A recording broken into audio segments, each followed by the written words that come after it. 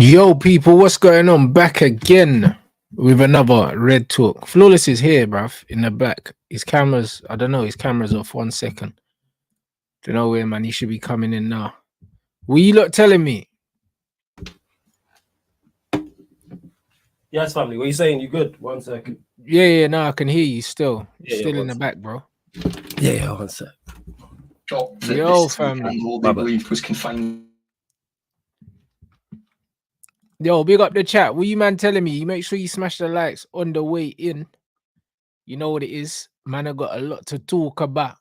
Do you know what I'm saying? Like, we got a lot to talk about, fam. Do you know what I'm saying? Like, bruv, people are starting to genuinely get concerned about this Southgate news, you know? Like, me personally, Go on. I'm not concerned about it because I just don't see it happening, bro. Do you know what I mean? However, like, people are getting rattled now, blood. I can't lie. I've had bare people messaging me saying, Rants, like, this ain't going away, you know? And I'm just like, man, I don't even want to give it too much attention, yeah, because I feel like it's not even worth talking about. But it's like, bro, like the news is out there, innit? The news is out there, but it's international break. You know, when there's just nothing else to talk about, and people are saying Gareth Southgate, blood. I don't know where this has come from, but bro, to be honest, we don't know where most of the news comes from. You said it there, international break. That's key out of everything you just said there is international break. If games was going on, this would not be, even if it got mentioned, it wouldn't have gained so much traction.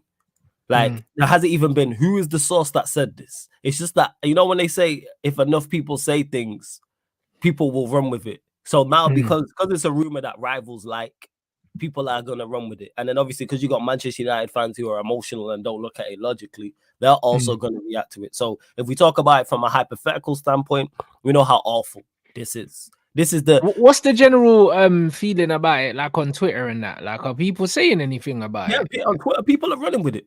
Like, I've seen a few man say, yo, if Southgate comes to Man United, I'm supporting someone else. I've seen a few of those. But those are the people that think like me. Do you know what I'm saying? But it's like, what about everyone else? Like, what, the top Reds buying this? Are they buying into the fact that, man, like potentially Southgate, or these man like no as well? Because, bro, it's a talking point. That's what it's horrible for PR, blood. If Southgate's the first manager they bring in when they come in, bro, that can't be good for them.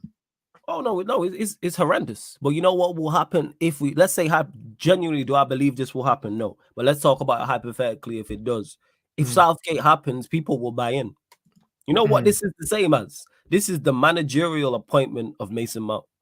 It's the same thing. We was all laughing and joking when we thought he was going Liverpool. I think it's worse, etc. Obviously, it's worse because he's the manager, but I'm talking about how he's nowhere near the level or standard. So before we signed Mount, we all thought he was going Liverpool. It was laughs and jokes. Then when we got linked to him, everyone was like, it's awful.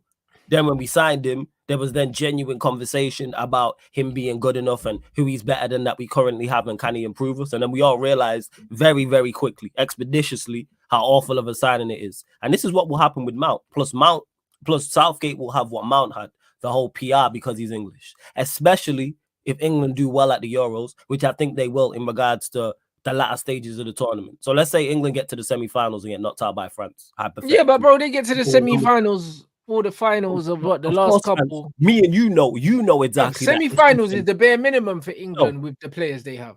But Rants, you know this. I know this. Sensible people know this. But look at the PR. They named a station after him in London because he made a final. I didn't even win anything.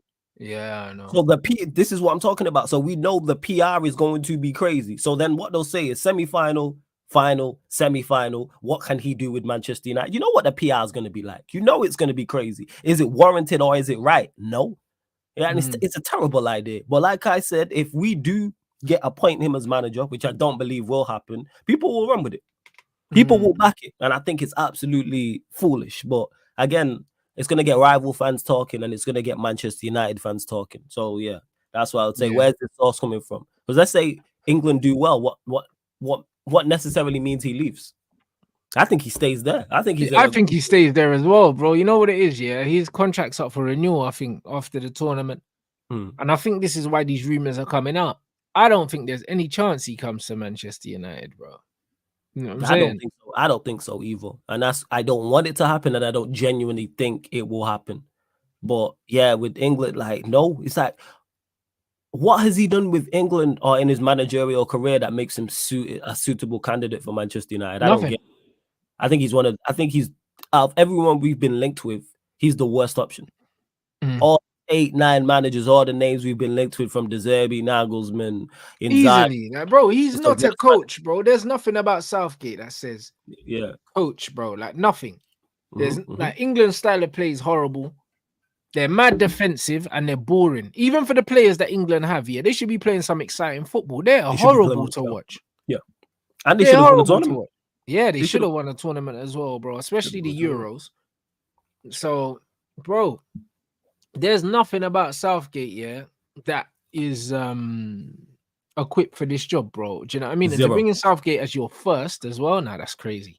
It's an awful idea. But like I said, let us know in the chat, people. As a credible source actually said this, because I've only seen this on social. Nah, bro, like Ogden or something like that. But that guy chats shit at the best. I don't even think it's Ogden. I think it's more like that. I think, was it the Daily Mail or Daily But I think I saw Ogden's name under one of them, bro. Okay.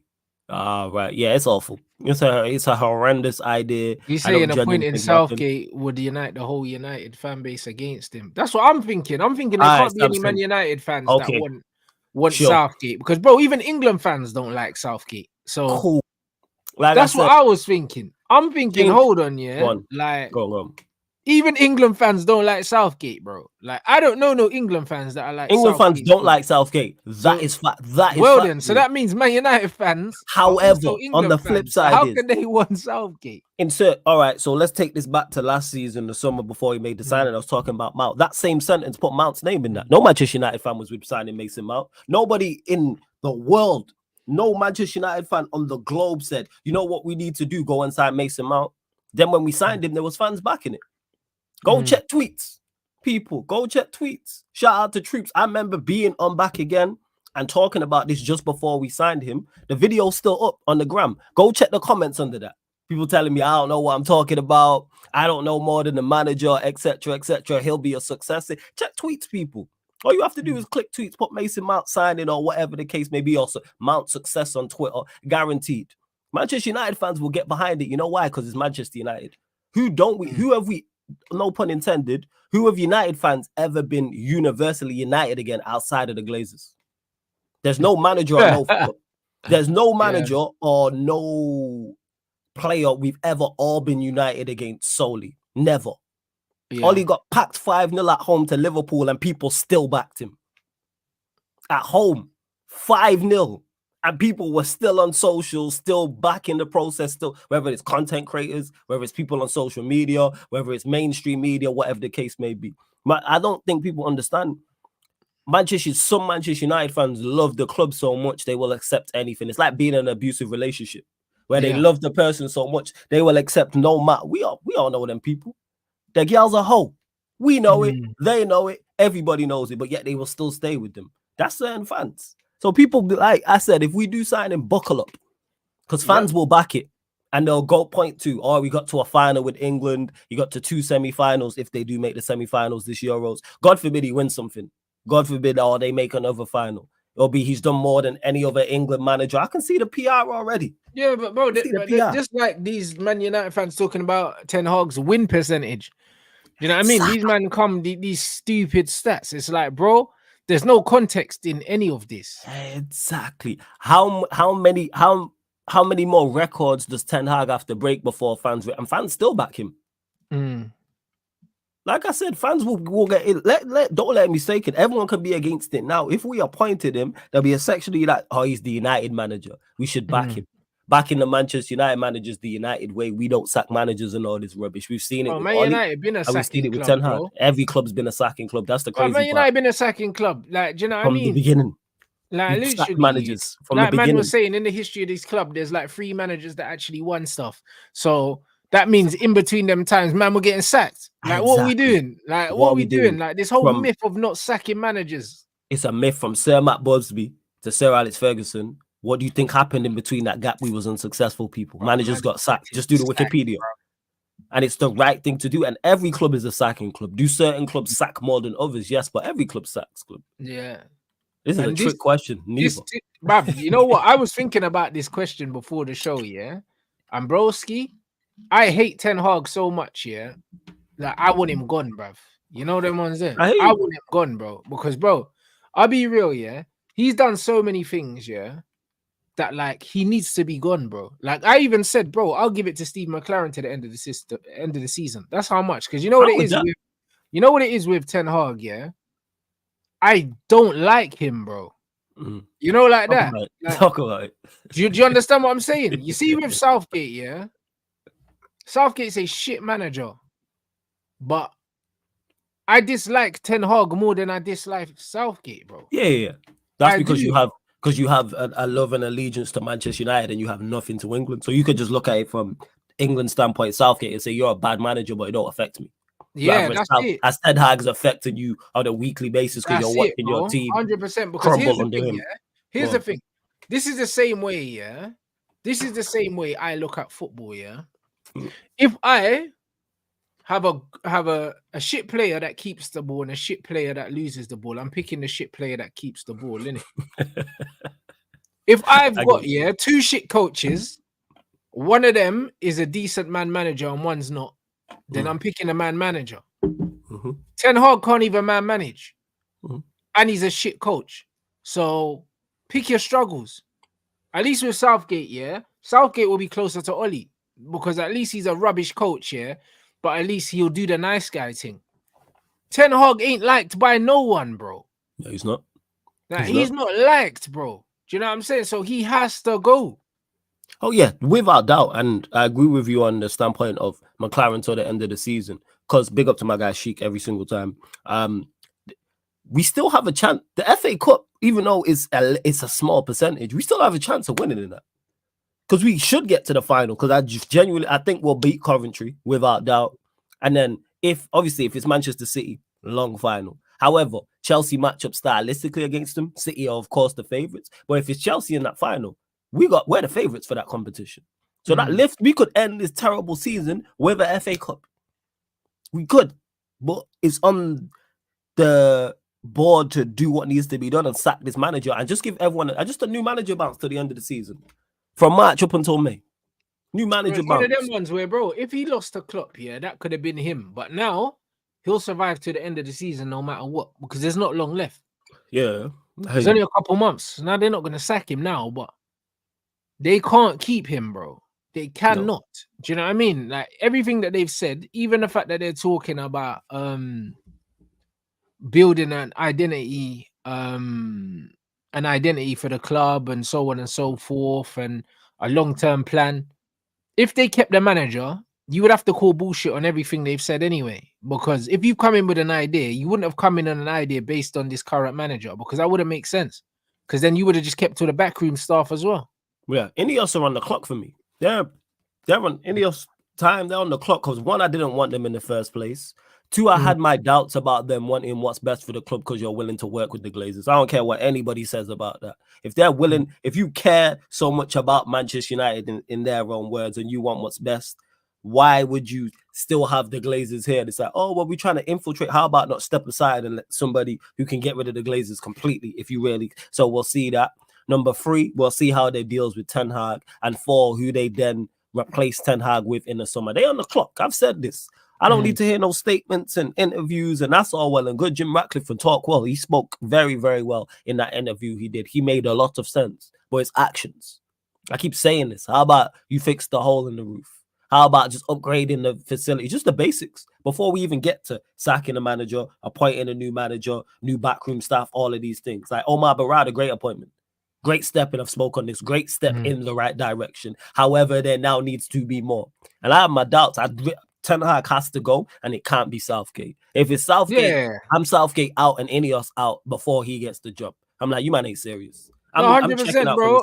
And bro, honestly, yeah, the reason why Southgate can't get a job as well is because Ashworth's there, yeah, and it would very much look like jobs for the boys if Ashworth came in and brought in Gareth Southgate.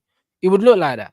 And for all the chat that this guy's talked about best in class and having a philosophy and an identity and all these things, Southgate ain't got no identity, bro. We've watched Southgate. We've probably watched Southgate more than any other manager over the years because he's been an England coach.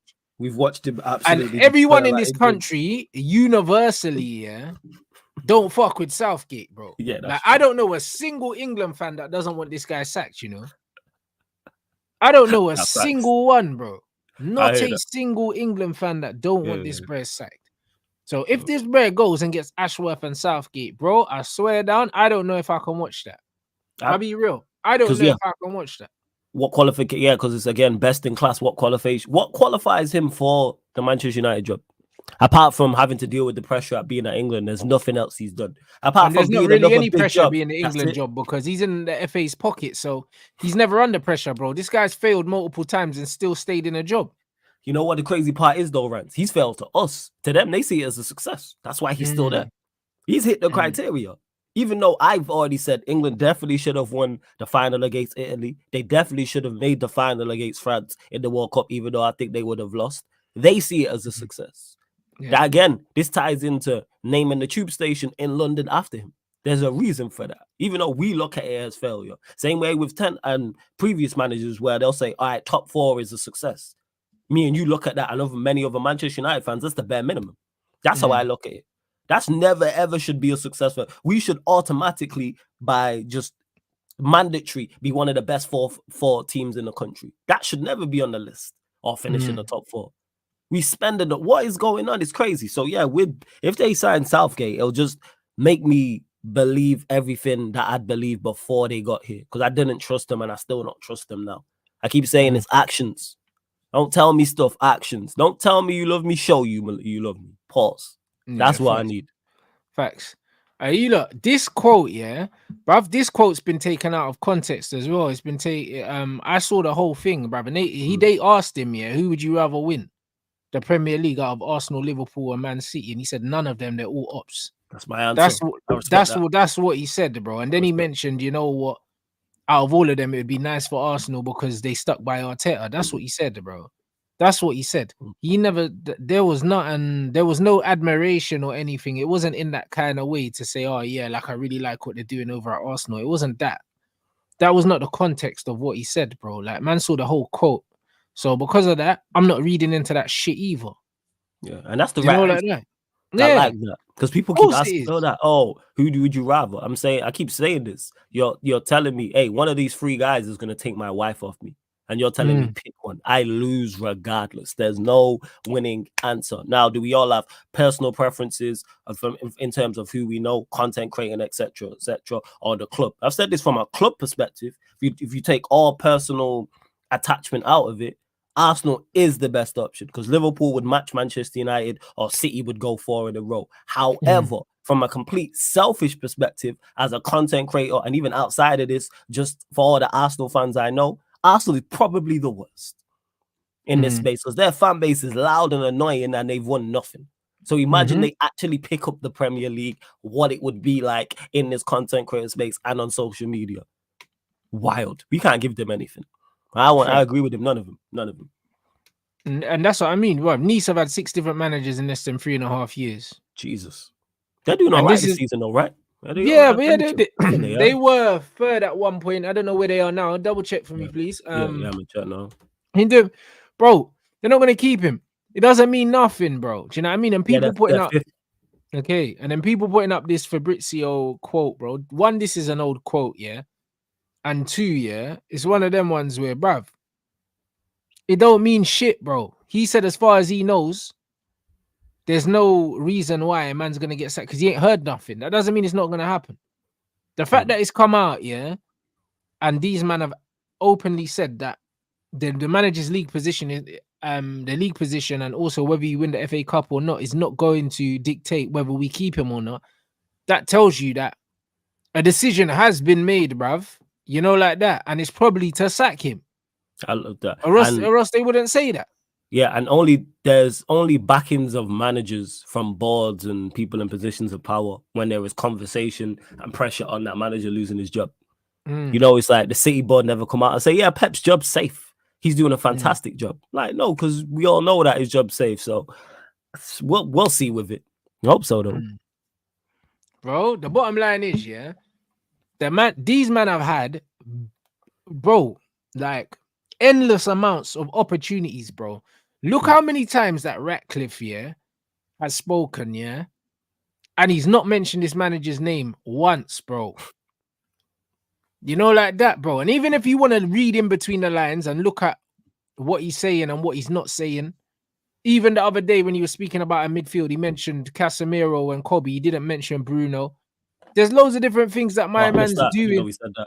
There's loads of things he's saying, loads of things he's doing, bro. And if you read in between the lines, yeah, if they had made up their mind that they were going to back Ten Hag, he would at least acknowledge, man. Mm-hmm. He hasn't acknowledged, man. He hasn't mentioned his name. Not once. He just says, the coach. And then a man was like, oh, well, do you know what I'm saying? The environment needs to change and this, that, and the other. And it's not about the coach and all these things there. Bro, you don't check for this brother. No, I hate you. No, I get exactly. Bro, it doesn't mean anything. It doesn't mean anything. You don't go and get your own chief exec, your own director of football, your own head of recruitment, all of those things to then keep. And then I'll go get your manager. I hope you. You know what? I hope you're right. Bro, it wouldn't make any sense logically, yeah, to not get your own manager after getting your own everything else, bro. True. But you know what it is, Rants? I don't trust these, man. That's just what it is. I don't trust these. I don't trust Ineos and Ratcliffe. They've done nothing to warrant my trust. What you're saying logically makes sense. Yes.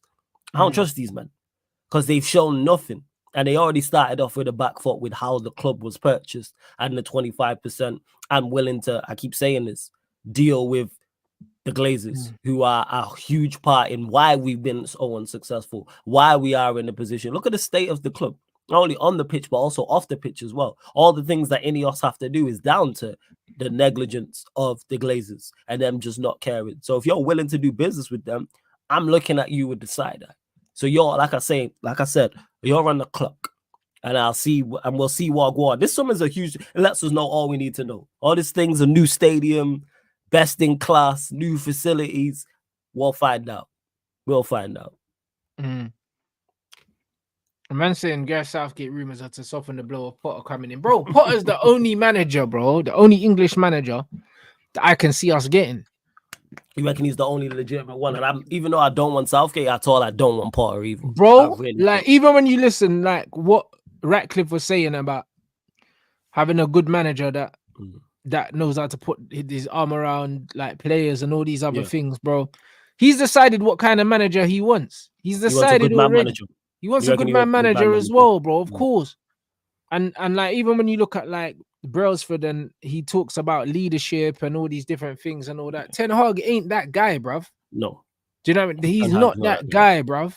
No. Do you know what I'm saying? Like, honestly, like Potter's the only English manager that it could be, bro. I don't think Southgate's in the running, bro. Even when he talks about a style of play, and when you think that man's got Wilcox in, that had the young English players. We've been linked with that Tosin from Fulham now as well, the young centre back. I did see that. Yeah. So we've been linked with that young centre back on a free. We've been linked with that Brantworth, Brantwaite as well, yeah. Bro, when you look at the players that we've been linked with, like these young players, and we linked with Olise and all that, you're not going to give them to a Gareth Southgate, bruv. I certainly hope not. But I don't want to see Southgate or Graham Potter. Listen, I want the Zerbi now, bro. Do you know what I mean? But the thing is, I can't see it not being the Zerbi or Potter. Like, I can't, innit? Even the Nagelsmann thing's a myth. I don't ever think Nagelsmann was on the list. The more I think about it, the more I just don't think, innit? I don't think, because the way these men are going, it's almost like they want someone that's been in the Premier League. And that's a mistake. No, I don't necessarily think so. I think they want someone that's been in the Premier League. They want someone that understands the culture here. And I don't think, Nagelsmann doesn't fit that. Zerbi fits that because he's been here. The thing is, that's crazy. Is like because we spoke on this before, signing players. When you're signing players from within the Premier League, that makes sense. But when you look at all the most successful managers, all their first stints were, to my knowledge, in the Premier League. When you look at the most, even take out Premier Leagues, Champions Leagues, even FA Cups and things of that nature, and League Cups, or managers who have done well, it's their first job in here. I don't think we necessarily need, if that's the way they're going about it, I'm looking at them with the side eye, especially what happened with Graham Potter at Chelsea. Especially, it's a bad environment and it wasn't the best. but we watched him crumble, very similar to Ten Hag. We watched him crumble under the pressure. He was the next one. I remember those conversations before Graham Potter went to Chelsea. Oh, he's the next best. He's the biggest. He's the best manager outside of the top six. A big six side needs to give him a run. And we watched him absolutely die at Chelsea. Now, do I think Graham Potter is still a good manager to a level? Yes. Like he's been linked with Palace. I think Graham Potter is a very good coach. Yeah, bro. like I don't get it mistaken. I think he'd do well if you put him out of Palace, if you put him out of Brighton. I mean, back at Brighton, if you put him out of Brentford. But Manchester United is a whole different kettle of fish. And there's nothing on his resume I go, yeah, get him at Manchester United. I really don't want. Nah, I'm not with it. I'm not with Potter, man. But that's me, my personal preference. I've said this. I don't want anyone who's managing here or who has previously managed here. I want fresh. I want new ideas. Someone who's not no baggage. Right? Every time I get with a new gal, she got some baggage from her ex. Nah. Fresh out of town. You know what I'm saying? I want something new. That's where I'm at with it. No, I hear you. I hear you, bro. But for me, it's got to be the Zerbi, innit? You're saying the Zerbi. Gotta be him, bro. It's gotta be him, bro. I just think with these young players that we're getting linked with here, bro, I like it. Bro. I think it's wavy. I think we getting these young ballers, yeah, with the best years ahead of them, but then we make sure that we've got an experienced spine, and then I think you've got a good team. Know what I mean? But I think when we're bringing in these players, we can't lose the Varans and Casemiros, bro. Losing Varane is foolish. Because if we lose them too, yeah, it sets our project back another year on top of that. Maybe two. Two. Varane's been our best player this season. And he has since he's been playing, yeah. Yeah, he's been consistent and he's been injury-free. Why would we I don't get that point. Potter, Southgate are two managers I'm just dead against. Anybody else, even though I have my preferences, I'll give a chance to. So let's say it is the Zerbi. All right, cool. I'll give him a fair opportunity because like you play good football. We've had success at Brighton. Cool. But Southgate, Potter, absolutely no. I'm dead against those two. But the Zerbi, everyone else we've been linked to, if it was a Nagelsmann, if it was an Inzaghi, whoever else, I'm like, all right, cool. I'll give a chance to. But those two, absolutely not. I think we'll see though. No, 100%, bro. Man saying, I think we'll keep Cass and Varane might leave. Nah, I think it's more likely to be the other way. If one of them we lose, it'll be Cass. It won't be Varane, bro. We don't lose both of them. And if we lose one of them, I reckon Casemiro is more likely to go. Yeah, we can't lose Varane. You cannot lose Varane. He's been Varane is a victim of his own success and his own consistency. Because he's just consistently good, it gets overlooked. If he was a player who yo-yoed up and down in regards to form, we'd look at it crazy. Because he's just consistently, week in, week out, 7 out of 10. People underestimate that, but you have players who might be at 8-9 1 week, at 4 the next week. Yeah, but to be fair to Varane, I don't remember him ever being 7 out of 10, bro, in any game, bro. Like it's like he's always good, bro. Yeah, don't get me wrong. When I'm saying 7, that's what I'm saying. Like I'm saying that's not me dismissing him. I'm just saying he's consistently good. He's 7 out of 10, bare minimum, week in, week out. You don't have bad games. Yeah, even games where we've been defensively poor. And people just underestimate, and because of his style of play, because he's not aggressive, because he's not flying into slide tackles, getting his shots dirty and all this type of stuff. People don't talk about it, and because you don't have the Van Dijk PR, so we don't have the whole aura thing. Yeah, Varane's our best centre-back, clearly, and has been quality. Even the success rate, he's got the highest success rate from an aerial standpoint. I think it's 90%. Yeah, something 90%. Crazy like that. The next best one, I think, was like 79%, which was Van Dijk. But we don't talk about that. We won't talk about him being... and Van Dijk's bigger and more physical than him as well. He's got bigger physical presence. Exactly. But yeah, Varane's quality. Varane just plays ball and then gets on with his life, bro. And he's chilling with his family. He's not here for the nonsense. And his contract's up in 3 months. But, bro, they're saying that he's open to taking a pay cut. That's what the whole thing is. It's a pay cut, bro. Okay. That's what it is, because he's on 300 plus, and man, they want to bring the wage bill down. And I think he will take an incentive based contract. I reckon he'll take 250 to stay. Hey, you know what? If they want to reduce the wage bill, how about you get rid of half of these dead players? How about do that? There will be more than 300k. Get rid of all these, man. Like that's what we can do. We got so much cannon fodder to get rid of, and you trying to dwindle Varane's wage, who has actually been performing to a good standard. Nah. Get rid of these, man. It'll be much more than 300k. How much is McTominay on? Get rid of him. Get rid of Bruno. There you go. Get rid of Rashford. There you go. Ain't that 500,000 or 400k? That's more than 350 is crazy for Rashford, bro. There we go. Rashford 350. What? Let's say McTominay is 100, and let's say what? Who's the other player? I said Bruno's on what? 200k, 150, whatever the case may be. That's north of 500,000. Never mind Lindelof and Maguire. What are they on combined? The list goes on. I can keep going and keep going and keep going. Yeah. What are we talking about, man? Varane, one of the actual quality, one of the few quality players we actually have. Yeah, but this is the problem with this football club, though. Flawless. You know what I'm saying? When we had Pogba, they wanted to get rid of them. When we had Sancho, man, want to get rid of them. These man always want to get rid of the talented ballers, you know, and then they're making excuses for these scrubs and talking about their effort and their work rate and their industry and that. This is what they always do. They always try to run out the genuinely talented footballers, bro. Like, man, always see it, bro. And he's like, all the time. Man, seen it with Martial as well. Bro, man, seen it with bare ballers, you know. The ones that are actually technical, that have something to offer in the ball game. These are always the first ones to go. And these man forget about players like McTominay. They tried to run, they went to run Fred out, bro. We still got McTominay here. Yeah, McTominay is awful. And the crazy part is, like I said, Varane's actually been performing to a good level. He always performs to a good level. And this whole thing about injury prone, well, look, how long Shaw been out for? Has he not been more available than Shaw? Has he not been more available than the Martinez? But yeah, he's the problem. But yeah, he's our best centre-back and been our best player. I really don't get it with Varane. And it's not even like Varane, you said, just goes home to his family and chills. There's no noise. He don't play for France no more. There's no noise in regards to that. Varane just goes about his business, and we're trying to get rid of. He is not. Someone in the chat, please let me know what's the negative to keeping Varane, because I don't see one. There isn't. What is the negative? There isn't one. People worrying about the money like it's their bread. Yeah, and it's like, oh, he's on too much. So I think everybody else, if he's on too much money and he's been performing, no, everyone else is on too much money then. Bro, listen, Bruno has been shit for years, bro. The Bears on 250k. Why does no one talk about how much he's on? What? Because he runs around and that.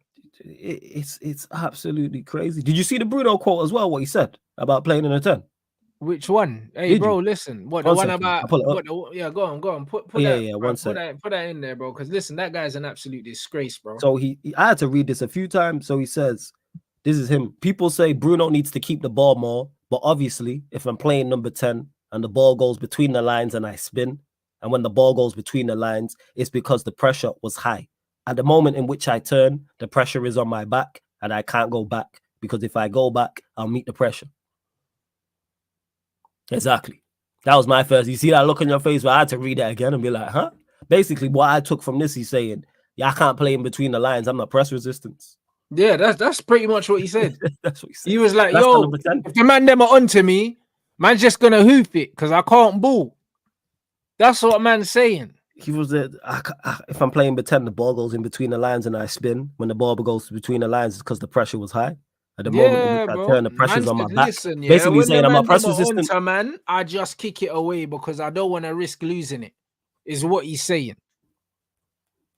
That's what he's saying. Outrageous. He ain't got feet, but I've been saying that already, blood, with his penguin foot, bro. Man, been telling man about Bruno and his flat feet.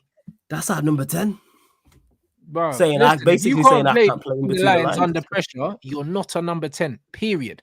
Facts. That is the most important skill of the lot. If you can't play in between the lines under pressure, you're not a 10. Facts. He sounds like me.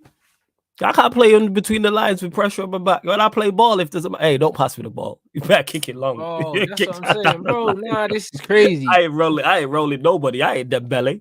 You know what I'm saying? I ain't rolling no one. Bro, these man were comparing him to Cantona, bro. Imagine I was speaking to Monts as well.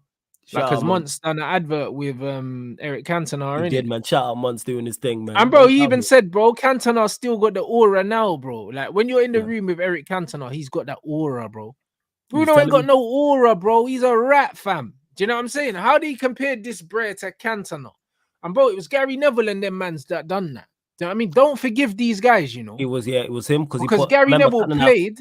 He put him in the green as a signing, bro. Huh? Gary Neville played in this Man United team, bro. Man was in the academy. coming through when Eric Cantona was playing for Man United, and he had the cheek. This bro calls himself a Man United fan, yeah. And he had the cheek to say that Bruno is even in the same breath as Eric Cantona, bro. Yeah, bro, that's sackable, you know. It's outrageous. And this ties back into what we were saying at the start of the video. So pundits will say things like that. Fans back that as well. They'd back a Southgate. Because you know Gary Neville will be like, oh, Southgate, yeah, good appointment. I can see why we're getting him. Young English manager, did well with the England core, most successful England manager in recent times, etc., etc. You can already see the PR spinning now. It's crazy. That's what I'm saying. And yeah, cool. The number 10 position's dead anyway. Do you know what I mean? The fact that these men are rating Bruno and KDB, yeah, it tells you the number 10 position's dusted anyway. Yeah, KDB ain't even a 10 like that. He's not even a 10 like that, bro. He's a roaming 8, blood, because he can't be a 10 because he can't play in between the lines. That's not what he does. He plays best not on the half turn, but yeah, he plays it right, blood, facing the goal. He don't play on the half turn. He's not a 10. He's never been a 10. But these men say he's a 10, yeah, because they know he can't tackle. So they say, oh no, he's not a box to box. He's a 10. No, he's a box to box that don't tackle. Yeah, he's a roaming, like you said, he's an attacking midfielder. He's a roaming 8. He's an attacking 8. Bro. This is what I'm saying. He ain't got the guile, yeah, to play in the 10, bro. Yeah. You need that creative gene, bro. Like a number 10, yeah, is not the position that you play on the field, it's the attributes you have. Do you know what I mean? Neymar's a 10, Messi's a 10. Do you know what I mean? Even when you look at guys like Cole Palmer, he's a 10, bro. He can play in between the lines. Yeah, he plays in between the lines, bro. Like Grealish is a 10, Madison's a 10, Sancho's a 10 as well, blood. Like these men are 10s, bro. They play in between the lines. Hazard was a 10. Like being a 10 isn't just the position that you pick up on the pitch, bro. It's how you receive the ball. It's the attributes that you have. There's nothing about KDB that's a 10, bro. And there's nothing about Bruno that's a 10 as well. Bruno's listen, he's a donkey, bruv. Do you know what I mean? And the fact that he can say stuff like that, talking about the pressures on me and the pressures, bruv, you ain't seen no pressure. What are you talking about, bro? There's no pressure on you.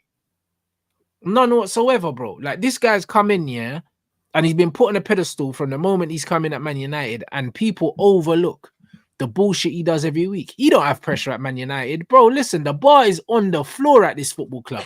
These men are praising him for playing with some mystery injury at centre-back, bro. If he's injured, yeah?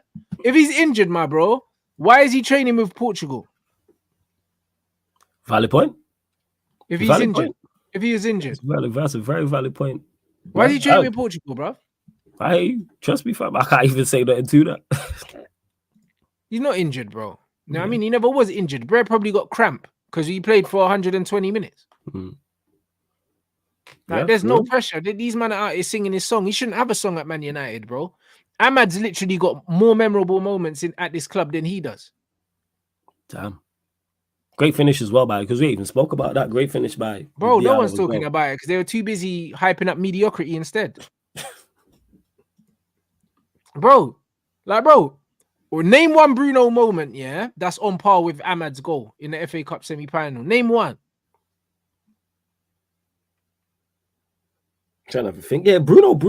This is why I don't even criticize him no more. 4 years, this Brer ain't got no memorable moments. I just Bruno. He Bruno. 100%. Bro, 4 years, you know. He ain't got one Ahmad moment. Damn. But he's better than Pogba, bro. That got into team of the season when we won the Europa League. Scored in cup finals. Yeah. He's so bad. That's what I don't like is when people say he led Manchester United. Led us to what? Where would we be without him? Where are we with him? So I don't get. Our attack has consistently failed for a number of years now. And he's been a main part of that. I've spoken on this in regards to the amount of goals we scored. We scored 58 league goals last season. We're on course to score less than 58 this season. With the season before that, we didn't do well. I think it's one season we cleared 70 goals. Every other time he's been here, it's been 60 goals or less in the league. And he's been a mainstay in that. Now, that's not all on him. However, he is a main part of that. Because if we had scored 80, 90 goals over the 4 or 5 seasons he's been here, we'd be celebrating. People would be celebrating that and talking about how he's a key factor of that. He's just not it. It's not it, man. He's a shoot first. You're an attacking midfielder who shoot first. That tells you all you need to know. His thought process is scoring. His thought process isn't to pass and get assists. No other 10 or an attacking 8 is like that. All the people we named, De Bruyne is not that. Maddison ain't that. Odegaard's not that, etc. Even the goal that Odegaard set up for Trossard in the Champions League game against Porto, the second leg, he's never played a pass like that. Never played. That's not in his game. Because he don't have that in his bag. Yeah, that's not in his game. Like, that's not him. He's just not good enough. That's why I don't even, when people praise him and back him, I don't even argue with them no more. I'm just like, all right, you rate Bruno first. Fair's okay. You like Ten Hag, how much more evidence do you need? Just saying. This is what I'm saying. Bruno's playing for Portugal now, but he's meant to be injured. Oh, he's starting in the, what's it called? Oh, yeah, they're playing because it's friendly matches. Playing against Sweden now. Jesus. Yeah, we'll see him, and I'll stink it up at the Euros as well. Bro, but this is the point, though. So when people talk this rubbish about this guy, bro, like his career at Man United has been a failure, bro. Absolutely. 4 years. Absolutely. No highlights. Absolutely. 0 highlights in 4 years. That's the honest truth, bro. But people won't look at that, bro. He was meant to be the talisman. What's he done? He's won the armband for the last 2 years, and they're the 2 worst years post-Ferguson. They might be the 2 worst years in the history of the Premier League.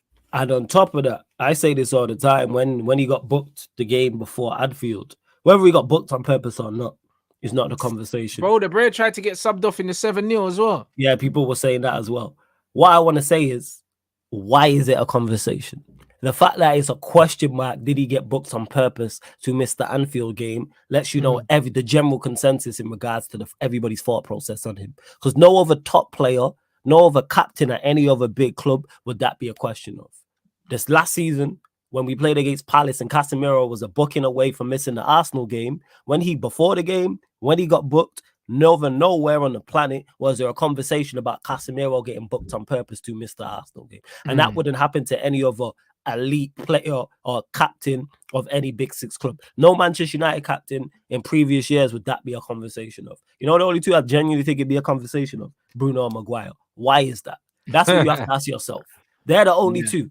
Imagine Keane got booked and missed the Anfield game. There would never be any conversation. Gary Neville, Pallister, Robson. I could just keep naming players, even outside the captain, senior players. Imagine Rio Ferdinand got booked. We'd never be sat here talking about, Rio got booked to miss the Anfield test. Never. Because we have more belief in him in that. Same with Vidic, same with Evra. The list goes on and on. Cole, Cantona, who we mentioned, carry on. Beckham, who's behind you on your greens, the whole 9. Giggs. Why is it a conversation, people? That's the key question you need to ask yourself. Never whether he did it or not. That's a whole different one. Tells you what you need to know, man. Just not good. Yeah, man, running from the grind, read boy. Yes. And that's something we will forgive lack of skill, but we can't forgive lack of will and just you running from a battle.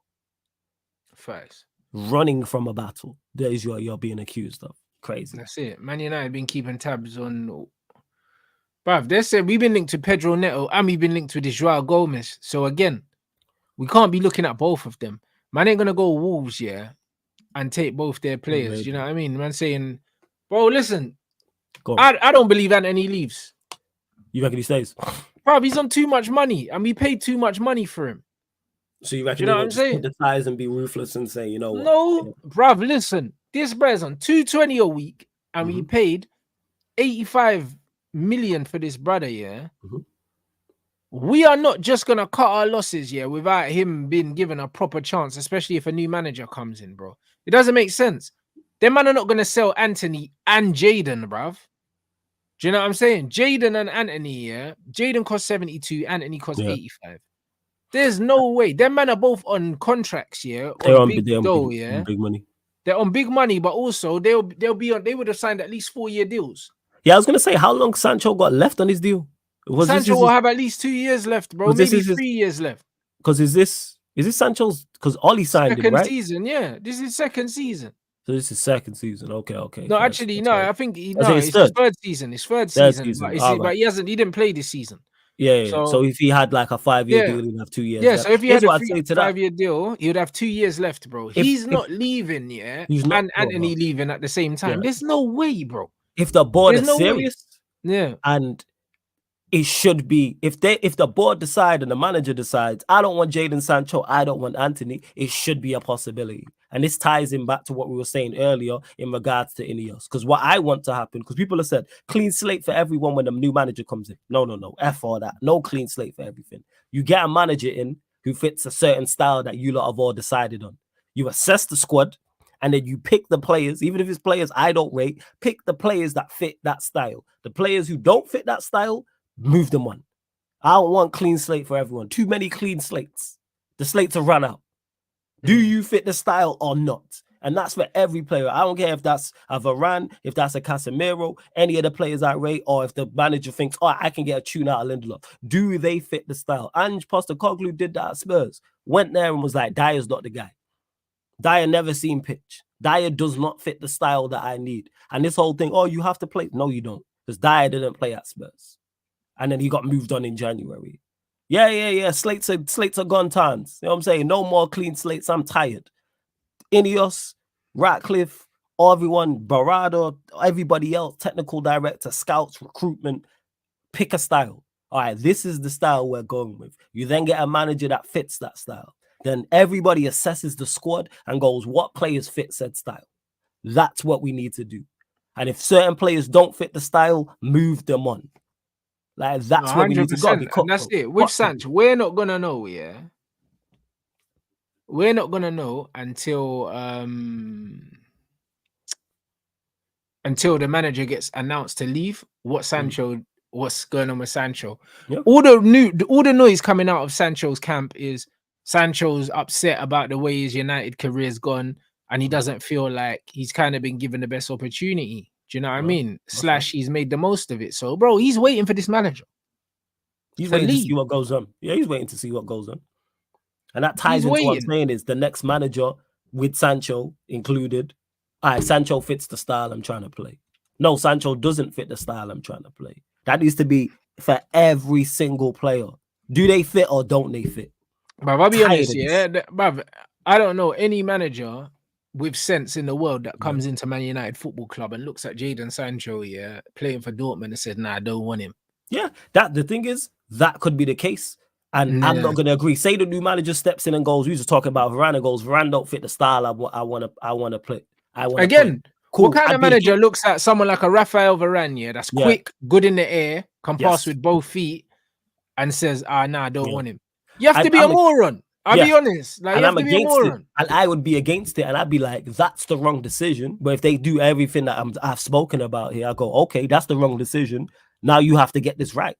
The signings and the other centre-backs, we have to see a clear style. We have to be able to identify and say, oh, he's a Manchester United player. Or that player there, that's a Manchester United centre-back, full-back, etc., etc. Same way we can spot Liverpool and City players easy. And it's not just top clubs, because I've used this analogy before. Everton, Sean Dyche. Me and you can sit and watch, oh yeah, he fits Sean Dyche's profile. Like, they was interested in McTominay. As much as we all don't rate McTominay, we know exactly why Sean Dyche and Everton wanted Scott McTominay. You see what he does, where he fits, and why. That's what we need to get to, but obviously at a higher level. So we'll see. I've said this, Varane should stay, regardless. Bro, like, you lot got to make decisions. You lot got to make tough decisions. Some things in life, are not subjective at all. Like, do you know what I mean? There's no style of football that you want to play that you can't play with Varane in the team. I agree. So I think it'd be the wrong decision to get rid of him. 100%. Like, he can play in any system because he's good in the air, he's quick, he's good on the ball. He can play left or right centre back, and he can play in a 3 at the back if you need him to. So there's no football that you couldn't play with this guy in the team. Casemiro is a different one. There's certain football styles that would probably be better suited to Cass. If you wanted to play a Nagelsmann fucking ADHD football, maybe Casemiro is not the guy for you in that system. Yeah. But Varane could still play in that system because he's got the athleticism and he's got the pace. So out of the two of them, Cass is less he's less versatile. He's less versatile. But saying that, if you get a De Zerbi, Cass can do the Caicedo role in a De Zerbi system easily. Yes, agree. Easily. He's good enough. What I'm saying? That's what I'm saying. So it depends on what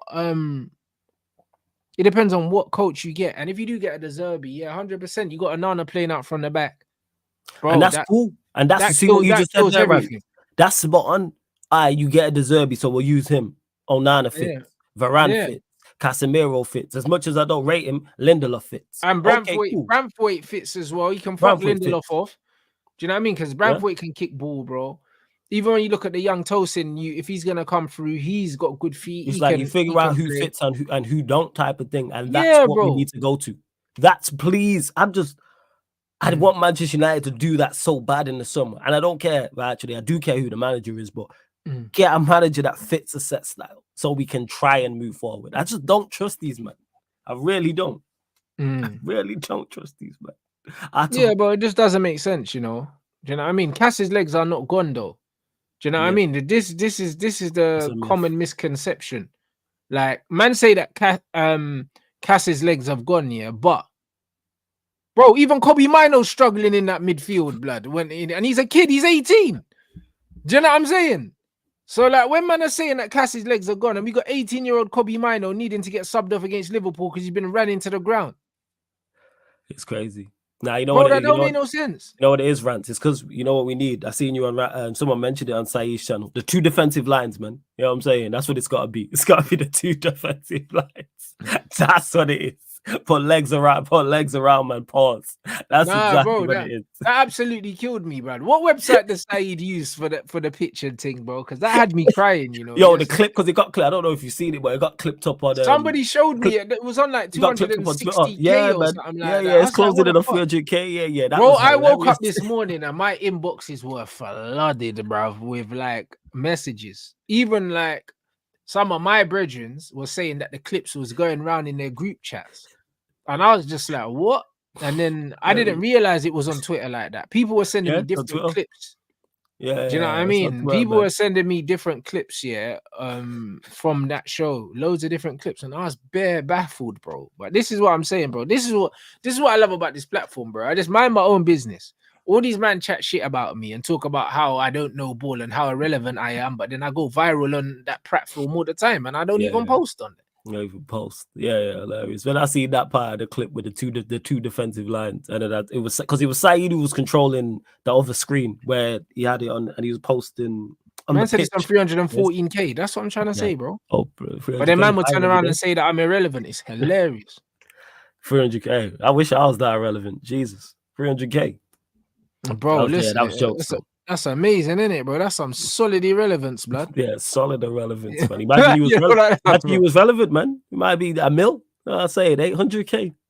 Nah, but bro, this is the beautiful thing, you know. Do you know what I'm saying? This is the beautiful thing because I look at it, and I'm just like, bro, I just don't give a shit about these people, and that's what man does. Imagine if I went out of my way, to actually want to trigger people and upset them, bro. Listen, I might be the greatest villain of all time. Yeah, because bro, it's between you and Thanos. You know what I'm saying? Bro, I'm not even trying, bro. It's between you and Thanos. Even was Thanos. He was just going about his business, and the Avengers got involved.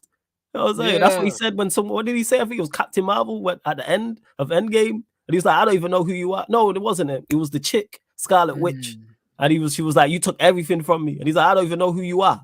Like that's what it is. 100%. Nah, bro. No, I mean, no, but bro, like, just my thing was, I was just chilling, and the thing is, just like, bro, I just don't know, bro. You know, I feel like somebody is, you know, when someone says something and you just don't like the tone in which they've said it with. Yeah, I get that. And I was just like, I don't like the tone of this. Do you know what I mean? Because this is mad condescending, and the thing is, I always notice when I'm not on the stream, it's always a bit like man says things in a kind of condescending tone, like he's kind of speaking down to people, innit? And I don't like that.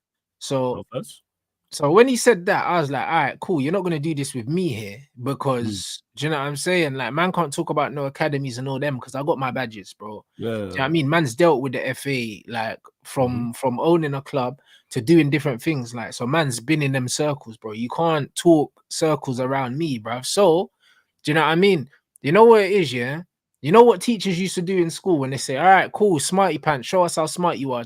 There's the chalk, go to the blackboard. Yeah, right on the board. Right on the board, innit? Right on the board. You know, like that, it's above a man to do that to him. Because this is what they do in school. You know when there's the man in the back talking. All right, cool. You know the answer. There you go. Yeah. Teachers done that. Yeah. Bruv, take the chalk, bruv.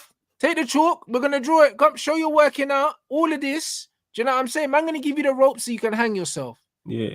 That's what we're gonna do. So I said, Saeed, let's get the board up. Show me the 2 defensive lines. 2 defensive lines is crazy. Nah, show me 2 defensive lines is crazy. Do you know what I'm saying, bro? And this is the key thing, people. Like you have to know what you don't know. Yeah. And that's what I know. This is why I don't sit on here and start talking tactics. This is why I don't do tactical breakdowns. Do I have a basic understanding and knowledge of tactics? Yes, but this is why you don't see me do no tactical breakdowns on my channel, or on here. Like I said, basic tactics, yes. But when it comes to defensive lines and pressing and high blocks and low blocks, that's over my head. So I just shut up and listen and see what's going on type of thing. To me, if it works or if it's not. Because people could say, oh, you should high press. Clearly, Manchester United's high press is not working because of the amount of shots we conceded. So maybe change it. Yeah, but that's the point is, it's not that the high press doesn't work. It's just that the defensive unit as a whole doesn't make sense, bro. Like defending always needs to be compact. Always, regardless of whether you're playing a mid block, a low block, or you're playing a high press. Everything needs to be compact, bro. Because the whole point of defending in general, is condensing space. When you do a low block, it's to condense space. Because you keep everyone together and you make sure there's no space for them to attack, to go through. Yeah. That's the whole point. Do you know what I'm saying? That's why there's a difference between having a low block and if you just set up normally, there's more space to play in. The low block just takes away the space, which means every pass has to be inch perfect. And then even then, because there's such a small distance between all your players, you can react quicker. So it's more difficult to score when teams are more compact. And the same thing works from a low block to a high press. All you're doing is moving this to that part of the pitch, but it's the same principle. So you're saying the block is still the same. It's just where you actually apply it. It's exactly the same. I get you. It's just where you apply it. Yeah. Do you know what I'm saying? It's exactly the same, unless you want to go for a man-for-man press, which is different. Which is different. And even with the man-for-man press, you still need to move the block up the pitch. You can't tell the first 4 people, you go man-for-man and we'll be zonal here. Because then when we beat the man-for-man press, then what happens with all of this space? Then it's a mess. Then you're getting outnumbered, bro. Football's literally about trying to create overloads and outnumber your opponent in certain areas, bro. That's what football's about. Yeah.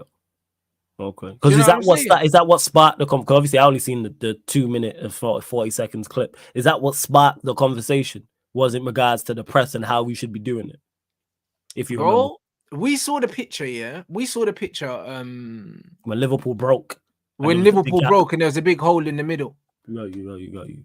And I was saying, bro, why is our defensive line like we're playing so far back? A low block here, but then the front line is doing a high press. And then this player said you can't do a low block and a high press at the same time. I said, bro, man didn't say that. I didn't say that, bruv. Got you.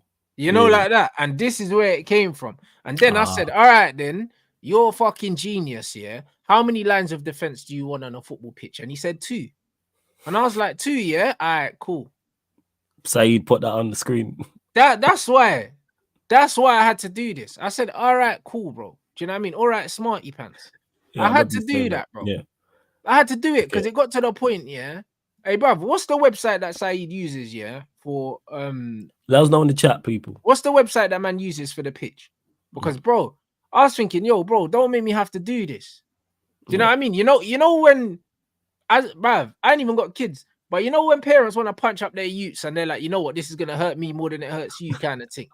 Bro, I was like, bro, I have to make an example of this guy because he's talking shit. You know, and the thing is, everyone knows because when you have a high press. But like you said, the team goes as a unit. So whether it's high, everyone goes up high. Whether it's mid, everyone goes up mid. Or if you're sitting in a deep block, everyone. But you're in, like you said, you're in close proximity. So the attacking players to the midfield players to the defense to the back 4. But but bro, it's like, bro, you gotta understand, it's like most sports are kind of the same when you think about it tactically, yeah. Like, obviously, a man knows football, man knows futsal. Futsal is very similar to basketball as well in terms of zones when they press. Do you know what I'm saying? Whether man doing a full court or if people are going to drop off half court and stuff like that, it's still the same. It's still the same. And also, when you attack, yeah, your attacking shape is not your defensive shape. So even if you attack in a 3-1-6, yeah, you don't defend in a 3-1-6 because that wouldn't make sense. Do you know what I'm saying? Right. So you wouldn't. Yeah, go on. Carry on. Bruv, listen. What's the website, bruv? Because it's easier for me to show than to explain. Yeah. The chat will know. Because is that what we were saying Manchester United set up in as a 3-1-6? Is that what the conversation That's what they're was? saying in attack. We set up in a 3-1-6. But that's what the manager says, isn't it? The problem is, yeah, we defend in one as well. And you're not supposed to. Because like even with Pep, they say his is like a 3-2-5. So instead of a 3-1-6, it's kind of 2 and then 5. But the good thing about the 3-2-5 is, yeah, you've got as many players behind the ball as in front of the ball. Right. Do you understand? So there's not a problem. The problem is with the 3-1-6, yeah, it's more of a risk because you've got less people behind the ball than you do in front of the ball. Do you understand? So like it's fucking stupid, bro. Like I can't even lie, bro. I was watching this brother, yeah, and this brother was talking out of his ass to me, yeah. And honestly, bro, it was frying my brain. How the fuck do we use this? Man just sent me something, yeah, but yeah, the chat will know. 100% the chat will know. And hey, chat, run up the likes. I don't know how many were on. Not enough. Run up the likes. Okay. We got this now. Okay. Like, bro, my days, brother. When I tell you, bro, man, like flawless. The reason why I had to do it, yeah, is because, bro, I get it. When my mind was sharp, bro, and you know what it is, yeah. You know what I don't like? There's something. It was the passive aggressive kind of tone that man uses. You know them ones. You know when you feel like man's trying to bad you up. Yeah, I get you. Like you said condescending, talking down to us. Yeah, and I was like, nah, you can't. Yeah. And the thing is, he does it with the man them all the time, yeah. And obviously, it's all love. It's calm, innit? You know them ones. It's not a problem. It's not a beef thing, but can't take man for a dickhead. Do you know what I mean? Let's just put the goalkeeper there, bro. Hey, this site's pretty cool still. Yeah, but I ain't seen this in my life, blood. But my man just sent me this. Do you know what I'm saying? So tactics board, bro. We'll just go. We'll go with a 4-2-3-1, yeah, because it's the most. It is the most. Yeah, bro. Bro. I couldn't have the number 7 in the middle. I'll be honest, that would have pissed me off. So that's to go there, bro. You know what I'm saying? So I don't know. Put the 9. 10 there, 11 here. Cool. Got you. Yeah, so cool. That's a 4-2-3-1. Jose likes the 4-2-3-1, yeah, because you've got 1, 2, 3, 4 lines. These are 4 defensive lines, bruv. Because if my man's up here or whatever, if you want to have it up here, these men are here. That's 4 lines, blood. This brother trying to tell me that this is 2 lines. All right, well, it's not. It's 4, blood. Because if this guy presses the goalkeeper, that's your first line of defense. Yeah. If you beat him, you got your second line here. And most of the time when you defend compact, so you come inside, bruv. And then when you attack, you go out and you make the pitch big. When you defend, you make the pitch small. When you attack, you make the pitch wide. The reason why you make the pitch small, is because if you make it compact, you can allow them down the outside. They have to cross the ball into the box, bro. There's less chance. You can't score from out That's what here. You want. Yeah. You want. So you want them out here. You don't want them in here. That's why they say show you the line. So why the fuck, So white man's telling me you want 2 defensive lines, bruv. That's crazy. Don't, bruv. Like that even make no sense. Like even if you was defending a deep block, you wouldn't defend like this. Bruv, you wouldn't defend like this, bro. With everybody, yeah. You wouldn't defend in 2 lines, bruv. Nah, you wouldn't. You wouldn't. That's back to the wall. We try to defend last minute. No, but even if you was defending like that, it wouldn't just be 2 lines because you'd be compact, but at the same time, there would be players shuffling. There'll be pressing triggers, and there'll be players that want to go and win the ball. Man are not going to stand there like this and just let you have the ball, bro. Like, no one plays like that, bro. Do you know what I'm saying? To be fair, when we played against Man City, Man United kind of looked like that. That's crazy. But, bro, the shape that you're in when you're attacking ain't the shape when you're defending, bro. Yeah. It don't make no sense, bro. Yeah. Do you know what I'm saying? And man, so when man's talking about that, no. Because even if you go and you say, you know what, we're going to do two. Even if I said we're going to do 3 in the middle. Yeah, bruv. Yeah. Even if we're going to go... yeah, bruv. No, you know what? Yeah, even if we're going to do a 5-3-2, yeah, and we're going to play like this, even with the 5, with the centre backs, normally we have these lot here. A lot of the time, the wing backs push up anyway. Yeah. It's still 1, 2, 3, 4 lines, bruv. Still 4 defensive. Yeah, I get you. It's still 4, blood. Still 4 defensive lines. Now, bro, what are we talking about? Do you understand what I'm saying? Yeah, I hear you. So how the fuck's man talking about 2 lines, bro? Where's there 2 lines? Yeah, 2 defensive lines is crazy. Because like when he said it, and then Saeed put it on the screen and everyone was cracking up, it was mad. Like, shout out to Traps. Traps was finished. Traps was finished. That's the funniest bit about the clip. Dying, bro. Traps was finished. Traps was laughing his ass. You know what's crazy? You know what's crazy, yeah? As well, because man had my futsal, yeah. Even if we're playing 5-a-side, bro, we might attack, yeah. We might attack, and we'll say we'll play a 3-1, yeah.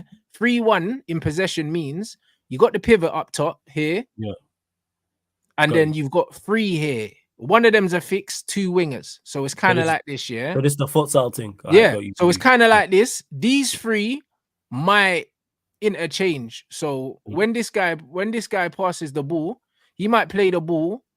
He might play the ball straight into the pivot, and then he might make a run into the wing. The number 4 tucks in, and then he's up here. Then this one. But bro, even when we play in a 3-1, when we defend in a 1-2-1 like this, in a diamond like this, with the fix here. The pivot is the first line of defense, and then the 2 wingers tuck in here, bruv. And you've still got 3 lines of defense. You've got the pivot, who's the striker, the attacker that presses, and then you've got another line here, and then you've got another line here, and then you've got the fucking goalkeeper. So even when you're playing, yeah, with 5 players, you still have 1, 2, 3 lines of defense, bro. With 5 players. Because when you're defending, you need multiple lines, multiple layers. Do you know what I'm saying? You need more layers to break down the attack, bro. So why the fuck would you need 2 layers in 11-a-side, but you need 3 in 5-a-side, bro? That's crazy. Like, bro, it don't make no sense, bro. Like, no coach is gonna tell you, yeah, that you only need 2 lines of defense in 11-a-side, bro. It's nonsensical, bro. Yeah, do you understand what I'm saying? Like, there's no coach that's gonna be like 2 lines, bro. So if when Pep's doing his 3-2-5 situation, yeah, where he's got man here, and say he's got my man here, whatever. John Stones and Rodri are here. And then you might have, Pep likes to play wide. So he'll have 1 here, 1 here. Bruv, you'll have someone floating around here, maybe. Erling's fucking scratching his nuts over here. You know what I'm saying? And you've got these man here, but bro, you still got ballers here, bro. Look at all this. It's still 4 lines there. Yeah, there's still 4 lines in defense. Bro, there's still 4 lines. Yeah. Bro, do you understand what I'm saying? That's a 3-2-4-1. Yeah. Bro, I get you. Do you understand what I'm saying? There's still, and even if Erling wants to drop in, yeah, and these men are all here. I said Erling scratching his nuts up here. Bro, there's still 1, 2, 3 lines, bro. There's never 2 lines. Do you understand? There's never 2. Like, what are we doing, bro? Yeah. Because, bro, if Doku's out here, yeah, and fucking say Foden's out here, and then you got Bernardo in here, and KDB in here, or KDB's usually here, Do you know what I mean, bro? And Erling's here, bro. 1, 2, 3, 4 lines. Where's the 2 lines? The lines are not subjective, bro. They're not subjective at all, bro. Like most teams will have 4 lines, bro. 3 minimum. What's this 3-1-6 people saying United are playing? So obviously it'd be the back 3. United are meant to play a 3-1-6, but bro, look how compact this is, yeah? Yeah, look at this. Compact.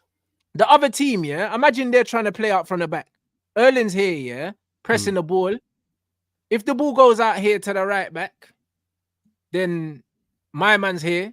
Yeah, Bernardo can go out. You know what I'm saying? Like, bro, where's man going to go? Or to the centre back. If he goes to the right back, my man's here, and KDB comes over here, cuts off the passing lane. You got to try and clip it long. Well, there you go. That's what it is. Well, imagine if, yeah, this was the line. This was the line. That's where all the space is, like for United.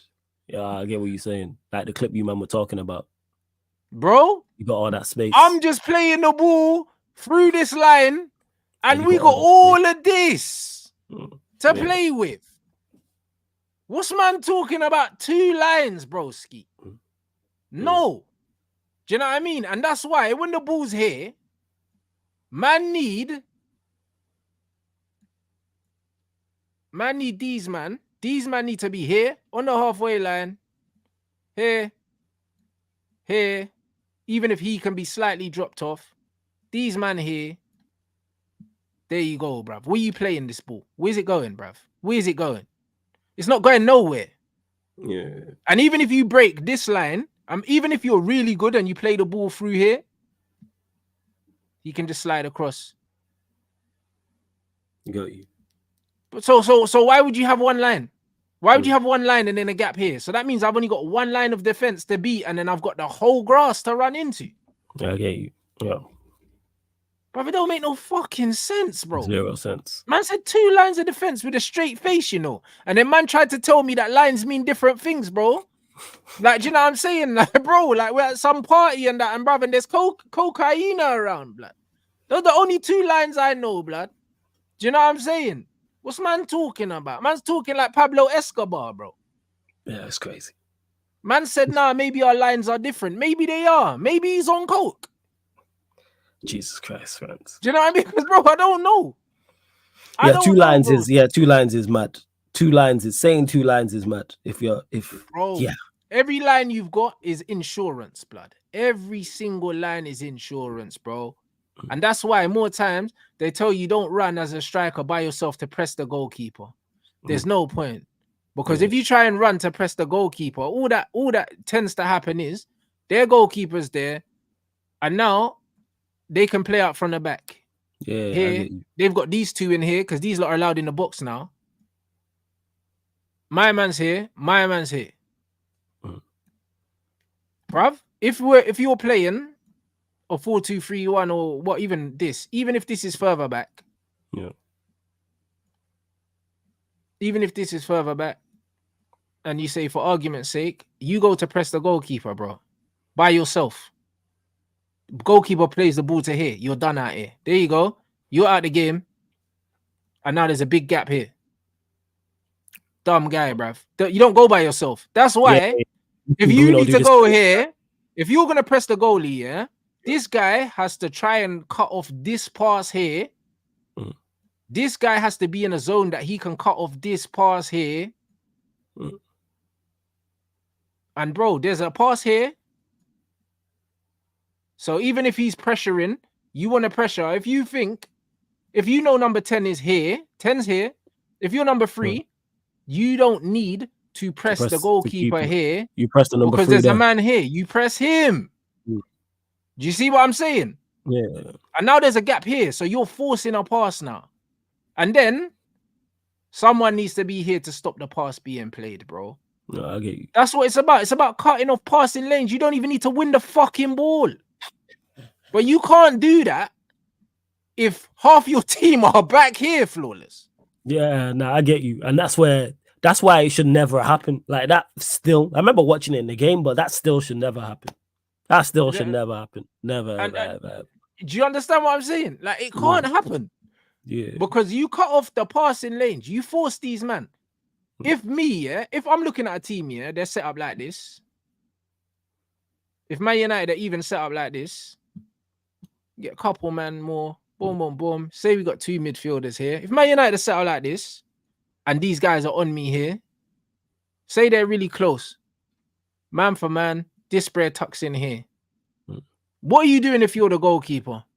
You're kicking that long. There you go. 1, 2, 3, if you're foolish, 4, 5. if you're foolish like us, you'll play out to the fullback. The amount of times we've done that. But this is what I'm saying. So guess what? You go and do this flawless, yeah? Go do this, yeah? You've got 6 players behind the ball, yeah? Yeah. 1, 2, 3. It's a 4v4, blood. And I know if I'm attacking, I fancy my odds in a 4v4. Yeah. I fancy my odds. But the worst thing with United is United are getting caught because as soon as the ball goes long, these man in the orange are facing this way anyway. Yeah. Bruv, this is it, bruv. It's a 5v4 now. Everyone's running back. Transition, yeah. And that's how you get the picture. This is how you get the picture of Garnacho running back here from here to try and get back in the picture. And it's all Liverpool shirts, bro. This was the picture. This. 3, 4, 5, blood. That was the picture. Number 7. That was Garnacho running back. That's crazy. That was a fucking picture, bro. Yeah, that still was crazy. That should never happen, broski. So when my man's saying, "Oh, football's not static" and all these other things, bro, I'm not a prick, fam. Do you know what I'm saying? That was good about, like, in regards to the breakdown. That was good. That, you know, like, I'm sure the chat was like, I've not got the comments up, but I'm sure the chat was like, it was good. I like that. The visual adds to the verbal. No, bro, it's crazy. Do you know what I'm saying? Man said you're absolutely befuddled, by it still, even a day later. No, but that's why I said. But this is why I said, when Man United get the ball, where do the players go? That's what I said. Because when you watch certain teams, certain teams the goalkeeper will drop into certain positions, the ball will go a certain way. Midfield, the centre back drops into midfield. Like, bro, man know what they're supposed to do, bro. Because what's supposed to happen when you play out the back is your goalkeeper's supposed to step into centre back and one of your centre backs go into midfield. So you got an extra player. What's the point of having goalkeepers that can, because goalkeeper can use his feet, so he's a centre back. For the back, he's an extra progressor of the ball. He's an extra man. He's like a libero, like a sweeper. Exactly. But which one of our centre backs step in? They don't step in. No centre backs step in. They stay back. And then one of our fullbacks go inside. Dallo goes inside sometimes. The inverted thing. Yeah. But our centre back should be going as well. Do you know what I'm saying? And this is the point. This is the point, bro. Like, man understands what I'm supposed to see. So when I'm not seeing it, I'm like, this is nonsense. Do you know what I'm saying? Like, bro, it's absolute nonsense, bro. Man United pressing with 6 man. And then leaving a big hole in the middle. And then the easiest thing defensive line's all the way back. Yeah, because the defensive line, you just clip the ball over the top into the big space. That's what I'm saying. My smoke alarm going off, blood. 1 second, bro. Crazy. Hey, you lot, it's all good. Run up the likes, people. Hit the subscribe button. What you lot saying in the chat? Let me actually pull up the comments. What you lot saying? Let's see what else you lot saying in the chat. What's going on? Let's see. We'll see in there now, scrolling through. And run up the likes, hit the subscribe button. I don't know what number Rants is onto, but yo, whatever astronomical number he is. And big up to everyone who super chatted as well. We see you. Like, I'm saying, hey, Lex, I see you in the chat. Big up to my guy, Lex, every single time as well. Bro, someone needs to clip that because these mutants making up excuses like injuries for tactics like that. Yeah, tactics are tactics. What are we talking about? DM's big up for saying bless on the 10K as well. It was, it's all mad. Hey, big up Nero as well. I see you. Yeah, all good, bro. It's all good. Yeah, bless, everything good, yeah? Yeah, calm. But yeah, bro, the 2 lines killed me, bro. I can't, like, absolute bullshit, bro. Do you know what I'm saying? And this is just what it is, bro. Like, the way I see it is, it's like, bro, man's just here and I make my football content and all these other things, but it's like, bro, like, man understands the game, bro. So when man chat shit in front of me, bro, it winds me up. It's like, who do you think you're talking to? Like, Do you know what I mean? I said, the breakdown was good because the visual is good. That's a good part, especially when you're talking tactics. I like what should be going on and what is happening and what you should be seeing, because that shouldn't be the case. Even I know that there should not be a big gap in the middle of the pitch. Like something's gone wrong. Something's gone wrong. Either the defensive line hasn't done what they're supposed to, or the press is not right, or both. Somebody's not done something correct. That shouldn't happen. That's a chase in the game last 2 minutes. That's what that is. Yeah, bro, but it's just, bro, it's one of them ones where it's like, it's just, that's why spacing is important. Yeah. Do you know what I'm saying? Yeah. Like, there shouldn't be loads of space in between players. Yeah. Because bro, you've seen how big the Old Trafford pitch is, bro. Like, you need to make the pitch as small as possible when you're defending, because the last thing, that you want to be giving your opponents, are time and space. Yeah. 100%. Do you know what I mean? Especially some of the talented players as well. I get you. But that's what I'm saying. So, in order to do that, you have to condense the space. And the only way to condense the space is by pushing yourself up and using half the pitch. I get you. So the way Man United are playing doesn't make sense. Do you know what I mean? And even in basketball, spacing is important. And that's the thing. On basketball, it's played with half the players. This is what I mean. And spacing is important. The same with futsal. It's 5-a-side. Spacing is important. You want to condense the space. And it's the same with football. When you defend, you want to make the pitch as small as possible. And when you attack, you want to make the pitch as wide and as big as possible. This is also why I believe in having wide players on their stronger foot. I want right footers on the right and left footers. Yeah, you want it more natural because you want to. Yeah, because I want to make the pitch wide. Because left footers always want to cut inside. Left footers they want to cut inside, and then they get in the way, bruv. Yeah. Do you know what I'm saying? And the thing is, it's easier to defend against that. It's easier to defend against that. Yeah, because if you have your wingers cutting in, that's why it's so important. Your fullbacks have then got chalk on their boots, because then they can overlap. There you go. Exactly. But Man United's fullbacks don't get forward like that, though. No. That's the point. So our wide players like Sancho, like Anthony, these guys get isolated because they're playing 1 versus 2. Because the fullbacks don't go. Yeah, the fullbacks don't get forward. I hear that. And this is the point. The fullbacks have to go. The reason why Klopp had so much success with Mane and Salah and Robertson and Trent was for that reason. Because Robertson and Trent were the chalk on their boots, and then you had centrally, not going centrally, was Salah and Mane. I hear you. Exactly. So they still had the wide players, but the wide players were just the fullbacks instead. And then Fabinho and Henderson could slide across to become a right back or to provide to be a left back when they needed to defend. So they still had 4 at the back, and they still had 1 player sitting. So they were attacking with 5, but they also could defend with 5. So at least it's balanced instead of attacking with 6 and 7 and then defending with 3, bruv. And that's just all it is, bro. Like nothing in football is new under the sun, bro. It's man just recycling the same things and putting their own little, do you know what I mean? Their own little touch on it. People put their own spin on it and their own creativity and ideas and thought process with it. No, I get that. Yeah, 100%. Because when you look at all these managers, they're all talking about having the same kind of influences. Do you know what I'm saying? Principles are very similar. It's just different how you implement it. Bro. Certain man say Cruyff, do you know what I mean? And then like even Bielsa, like when you look at Poch looks at certain things, you'll take certain things from like a Bielsa and take certain things from this manager, certain things from this manager. But bro, it's all the same, bro. Yeah, and that's everything in any field. Even if you look at take it to music, like rappers will take from rappers they listen to, will put their own spin on it. Like 100%. That's why you'll hear rappers mention, "Oh, I was influenced by such and such. This is what I took from such and such, and will put my own spin on it." And that's how it works. And it's very similar in football, because you mentioned it there. Managers will say, "Oh, I took this from such and such, but then I put my own spin on it." Bro, and that's what it is. And in basketball as well, bro. Do you know what I mean? You narrow the court when you're defending, and you make the court wide when you're attacking. It's the same as football, bro. Yeah, you go in the corners. But that's exactly what you do, bro. Do you know what I mean? And a corner free is just, bro, it's a tap-in, innit? A corner free should be. Yeah, that's what it is a tap-in, bro.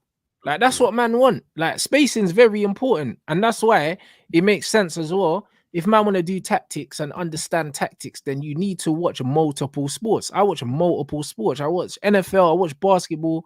I mean, I watch football, I watch futsal. So man understands a lot of these things translate over. there's bare man that don't even watch football really properly, don't watch any other sports, and then these men are talking about tactics. You don't know what the fuck you're talking about. And that's just what it is. And it's okay. It's okay to not know what you're talking about. Do you know what I'm saying? But don't pretend you know what you're talking about. Don't talk about it. Just ask questions. Ask questions. Bro, but this is no, or just don't pretend that you know what you're talking about. Yeah. Because then man's gonna have to make you look like an absolute twit. Because this is just what I had to do, bro. I just had to do it. That clip gonna live on. The two defensive line. Like I know the next man them talk. The man them are gonna bring that up. I know that. Like, dude, I know it's probably already been brought up on Saeed's channel already. Like, nah, bro, listen. When I woke up and I saw my inbox, bro. My inbox you know then. Yeah. And I was like, bro, but bear man was just like rat. And the thing is, bro, I didn't even really want to do it like that, but it was just one of them things where it's like, man said something about, oh, I'll take you to the academy or something like that, and I was like, what? Yeah. And I was like, hold on, bro. Like, man's got my badges. Do you know what I mean? And I've had my badges for ages, bro. I got my badges at the academy as a teenager. I didn't pay for my badges. So I had a few of my badges by like 19. Okay. You know, like that. So I've always been into the tactical side of the game, bro, because I wanted to have them. Do you know what I'm saying? And then man I study tape, bro. Do you know what I mean? Like, even with my futsal team, bro, man needs to understand here that, like, man was involved in the futsal for 3 years, Premier League, and also the regional leagues. And then because I'm making content for YouTube, bro, I'm editing, bro. So man's watching all this film. Oh, so you see him. Yeah, I get you. So, bro, like, man's watching the film back. Like, bro, you know the hours and hours and hours of film that man have watched of football as well, because I had an 11-a-side team before that won the YouTube league as well. Okay. So not only just professional football that man's watched, but bruv, man's had 11-a-side teams and 5-a-side teams where I'm editing and watching film like every single week and breaking stuff down, bro. Yeah. Do you know what I'm saying? Man's been doing it. Hours of film. Yeah, I get you. So I know what I'm looking for. And when I'm looking at the film, I'm looking from a tactical standpoint. When I'm on the side, I'm looking at tactics. And then when I'm editing, I'm still looking at things, bro. So man's just watching film. And then you get man that watch 90 minutes, The man watch 90 minutes once a week, and think that they know ball, bro. Nah, it's crazy, bro. Bye, fam. Trust. Do you know what I'm saying? No, get the fuck out of here. And then man's talking about, I'll take you to the academy and all this bullshit. Nah, bro. Get the board up and show me how smart you are, innit? Take the chalk. There it is. Show you're working out, bro. And all you did is show me that you don't know shit. It's crazy. You know what I mean? That's what you showed me. Show me you don't know nothing. Wild. And this is what and this is just what needed to happen. And that's the one thing, bro. Listen, everyone's got their own lane in this YouTube thing. Some people just want to be stupid funny. Some people want to do the stand thing. My ball is better than your baller. My thing is, I know the fucking game. Yeah, you'll give us the tactical breakdown of what's going on, the intricacies. Bro, man's what, bruv? Listen, man's lived this football thing my whole life. My brother will tell you everything, blood. I know my lane, bro. There's not man that want to talk about tactics and this, that, and the other and that, bro. That's where I sit. That's why I like doing long form content where I can sit down and talk about football. Man don't just want to sit down and talk about newspaper shit, bro. Yeah. Like, man don't really want to do that. Man want to talk about ball, blood. Do you know what I mean? Man want to talk about players. Man want to talk about all these other things, innit? That's my lane. I know that's my lane. But man don't talk shit to me. First. You know what I'm saying? Man don't talk shit to me, bro. Because man gonna have to make you embarrass yourself now. And that's exactly what it did. Man's not gonna have a shouting match with you. Put the board on the screen. Show me your 2 lines. I figure it out, yeah. Now show me your 2 lines. And this is what it is, bro. Man got taken to school, and then man try to tell me that actually, what you call lines and I call lines are different. They're not different. Yeah, defensive lines are defensive lines. There's no subjection. It's not subjective. No. Because then when they say, oh yeah, a line breaking pass, because you broke the line. Yeah, there's not a subjective line. It's not a subjective line. It's like the line got broken or it didn't get broken. Yeah. Do you know what I'm saying? And this is what it is. So when like lines are lines, bro. Yeah, you trust me. Do you know what I'm saying? It's just like there's an offside line. You've got 4 men in line, and then a man's on the other side of the line, he's offside. You know why? Because he broke the line. Yeah. The line is not subjective. The line's the line. Do you know what I mean? The line is the line. If you're on the wrong side of the line, you're offside. True. Do you know what I'm saying? And this is what it is. Or if you're not in line with your teammates, you played the other guy onside because you broke the line. The line is a fucking line. The line is the line. That's it. Do you know what I mean? So, man, them in life, not everything is subjective. Sometimes it is what it is. Yeah, with football, some things are not subjective. Bruv, but it's not with football, with life. These motherfuckers tell you that there's 15 genders, to blur the lines. Do you know what I'm saying? 2 genders. But that's it. There's 2. Is it not male and female? Correct me if I'm wrong. But it is, and it always will be 2. Do you know what I'm saying? But at the end of it, but now they'll tell you other things, that there's other ones. Do you know what I mean? Nah, bro. Because that's how they blur the lines. The more there's less definitive things in life, and everything's down to interpretation, the more that these men can look you in the face and tell you what you're seeing is not what you're seeing. Do you know what I'm saying? Because that's what they can do. Yeah, I get you. These men want to look you in the face and say, you know what? Fuck what you're seeing right now. Don't worry about that. Word to my guy Lex. Word to my guy Lex, who said on the Yardman show, I wake up and nothing make no sense. Yeah, he was right. Bro, this is what these men do. He was right. This is crazy. Right. Bro, because you got things out here. Do you know what I mean? You got things out here that used to be brothers. Now they're gal, and they're saying, that if they don't tell a man that they used to be brothers, they're not tricking them and they don't need to tell them. Of course you do. Do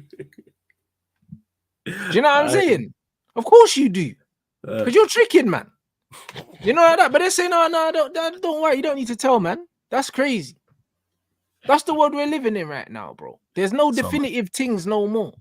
There's nothing definitive now. It's like, it's down to interpretation, but it's whatever you feel like. That's crazy. Yeah. Do you know what I mean? I can't feel like a billionaire and go and buy a Bugatti, bro. Yeah, there's no. Have you got the money or not, cuz? That's down to interpretation. What's in my bank?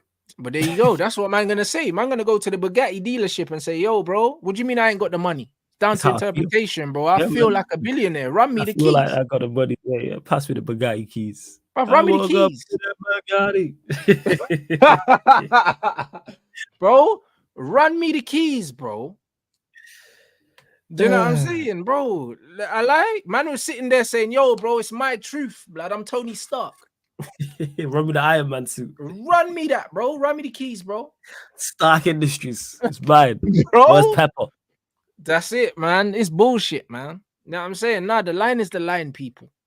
Yeah, that's all man need to know. Man said Dan Ashworth's recommended Gleason Bramer to Man United. Who's that? That Juventus brother? I don't know. Who is this? Let us know in the chat. That's the Juventus IC3 brother from Juve or something, innit?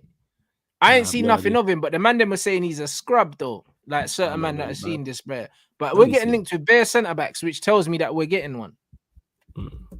Yeah, bro. I think he's a centre back. Yeah, man. Yeah, they're saying he's Brazilian. I just googled him now. 20. Where's he from? How old is he? A Brazilian centre back. Yeah, no thanks. Them man don't make centre backs. You know them ones there. Like to think that Gabriel's probably their best centre back right now. Yeah. I was gonna say Gabriel's the one that sticks out. Yeah, I've heard man say he's dusty still. Man ain't trying to hear no Bramer type, bruv. Nah, no thanks, bruv. Yeah, I don't know anything about him whatsoever. I'm not gonna lie. Zero. Yeah, I don't want this, brother. Just get Braithwaite, and get Tosin, if he's on a free, and then we'll call it a day. We don't need bare centre backs. Like couple man's decent. Replace the centre backs we have on with that. Yeah, but again, this ties back into style and what we spoke about. Yeah, that's it, bro. I mean, we're gonna be calm though. We're gonna be calm. I can't lie, bruv. It's just one of them ones. Southgate thing's not happening, bro. Man needs to allow it. Do you know what I mean? Man needs to allow it. Southgate thing's not happening. It's not happening, bro. Yeah, until a reliable source says it, that's when I then take it seriously. But it's a horrific idea. It's horrendous. Nah. Hey, Ineos, like I said before earlier on in the video, earlier on the live, Ineos, you're on the clock. You need to do the business. You need to be doing the business now, but this summer, huge summer for them in particular. I was Tosin free. Okay. Yeah, it's on a free, bro. You know what I mean? He's on a free. That's a great signing. You know what I mean? You go get him on a free and then go and get that Braithwaite. If we can get him for about 50 mil, That'd be decent business, bro. Do you know what I mean? I feel like, bro, United are gonna be tight now anyway, bro. Like even they're haggling over the fee for Ashworth. United ain't gonna get finessed no more. It seems like Man United are not. No, yeah, walk away from deals. I didn't know this. Yeah, because I think Ashworth they paid like 3 million to Brighton or something, and then them man was saying to us that they wanted like close to 20 million euros or something, and my man laughed at them. You know what I mean? So we're looking to give them closer to what they paid for him. So we're looking to give them closer to the 3 mil. Maybe it might be a 5 million thing, but they're not getting the money they want. Do you know what I'm saying? And Ross Barkley's on a free as well. Run me Ross Barkley as well. Yeah, you on this Ross Barkley thing? Nah, I'm good on the Barkley thing. Nah, he's a baller, bro. That's what we do. Those are the kind of players we need, you know. But no, Barkley, fam. Nah. Go get better than Barkley. Him, bro. I'm telling you.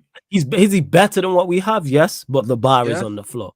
The bar is on the floor. Going again, this ties back into Ineos being on the clock. Barado, director of football, whoever that may be, scout, recruitment. You lot, go locate these players. Bro, listen, Barkley is the perfect baller for us. The reason why, he's at the perfect age, bro. Get rid of Bruno.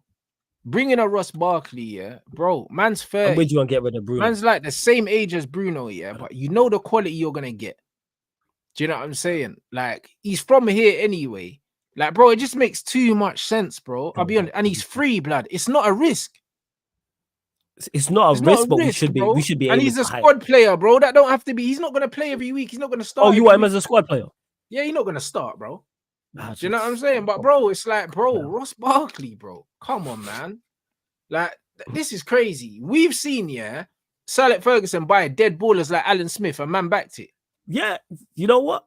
Because it was Sir Alex Ferguson. You know what he had with me? But Alan Smith was whack. And we signed Alan Smith, Alan Smith wasn't from Leeds, like, bro. I was never like, go and get me Alan Smith. What I'm saying is, you know what Sir Alex Ferguson had?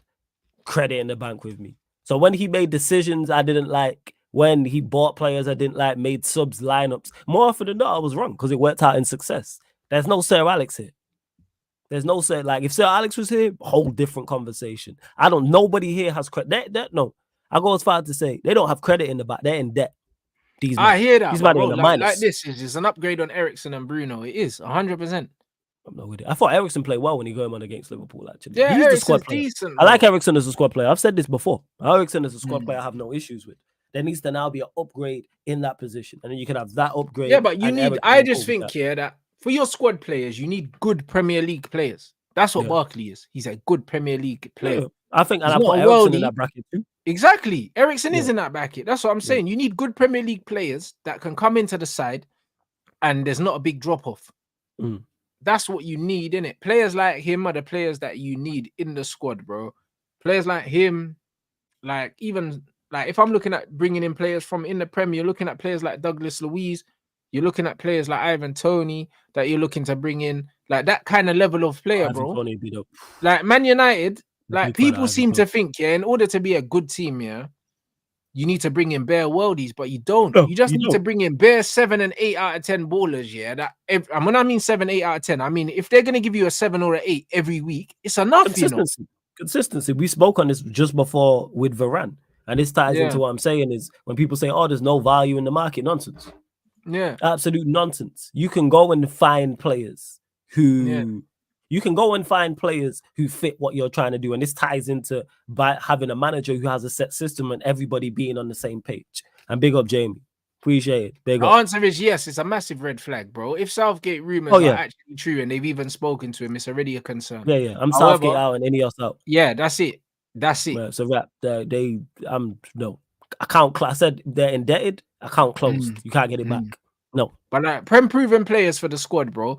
That's what you need, bro. I'll be honest, that's what you need. Even Eriksen, bro. Eriksen don't have a problem as a 10, with the pace of the Premier League. The problem is, the spacing on the pitch. Yes, you're giving Eriksen too much space to cover. Eriksen can play 1-2 touch football in a compact team, bro. Exactly. Because no one was saying he couldn't play in the Prem when he was playing at Brentford. Yeah, as a squad player, Eriksen is, and we've seen him get on the pitch against Liverpool, who are a fast-paced team, and he didn't look out of place. What are we talking about here? Like, yes, and he's also playing out of position. He shouldn't be playing the 6. He shouldn't be playing the 8. He should be playing in the final third. He should not be chasing man down and chasing back. He's actually creative. He's a creative player. Again, I've said this. That's what I said. Go check back, people. In the summer, I said all along, I am a fan of Eriksen. There should have been an improvement on Eriksen in that area of the pitch, and we didn't do that. That in there lies the problem. But I have no issue with Eriksen being a part of the squad. But he shouldn't be playing first team week in, week out. What are we talking about here? That's it, bro. Man City, exactly. Bro, team, if you've got a team full of players, that going to give you no less than a 7 out of 10 every week, that's how you win the league, bro. Because even when you look at Man United's treble winning team and that, these men weren't putting up 8s, 9s, and 10s every week, bro. They weren't, were just a consistent level. They were consistent level, bro. We knew that Beckham wasn't going to give us less than a 7. Giggs wasn't going to give us less than a 7. Neville wasn't going to give us less than a 7. Nobody. But none of them were absolute worldies, bro. Even York and Cole, bro. They weren't absolute worldies, but we knew that we weren't getting less than a 7, You know, them man were most doing of deliver. These man. Turn up with the goods. Yeah, it's the same when you look at Liverpool, it's just like they ain't got no worldies in their team, bro. None. But Salah and Trent, that's it. Bro, that's it. But they're not even worldies, blood. They're not even worldies. Do you know what I'm saying? But it's just like they're brothers that can give you 7 out of 10 at a minimal, bro. At least if you've got about 8 players that you can get 7 out of 10 from, you can win most games. Yeah. That's just what it is. So when I've spoken on this in depth all the time. Shout out to Leon. He's like, I always quote you, Flawless, when you say that. Like, I'm not asking for worldies. That's why when people talk about the rebuilding, Manchester United, you have to go spend 300, 400 million. No, you don't. No, you don't. If you scout correctly, you can sign players for cheap who fit what you're trying to do. And cheap doesn't necessarily mean not quality if they fit the system and their attributes. Yeah, man. Yeah, Eriksen should be playing in the 10, people. There's nothing wrong with him playing in the 10. As a squad player. Not just a 10, he could play in the 8 as well, but in the right system, it needs to be compact. He needs to have options, bro. People, did you not just see it against Liverpool where he played well getting on the pitch? Fine, that's the role he should have. And then the occasional game he starts. No issues with Eriksen whatsoever. Again, as a squad player, no issues. Yeah, we're living 2020. We're in 2024. System is key. System reigns supreme. Yes, individual quality is going to stand out with certain players, but the system has to be around him. That's why we've seen some very, very good players struggle this season if the system isn't right.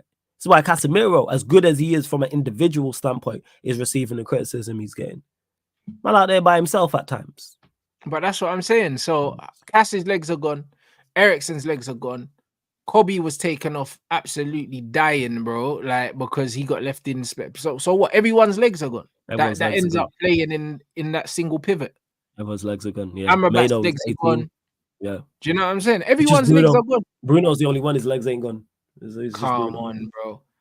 Bro, at the end of the day, it's very clear that anyone that plays in that midfield, ends up getting overran because they're being exposed and they're having to cover ground that is just not humanly possible. 1 on 2, 1 on 3. Like, come on, man. You're in there by yourself. Yeah, exactly. Liam's still out here playing to a good level. Yeah. So, bro, the problem is the spacing and the tactical awareness and who needs to be aware, bro. That's all it is. Like, Eriksen's got a lot to offer still as a footballer if he's with the right coach and in the right system, bro. So, like, before man are writing off these players, look at the state of the team tactically. What's going on? And that's it. You man, run up the likes. You already know what time it is.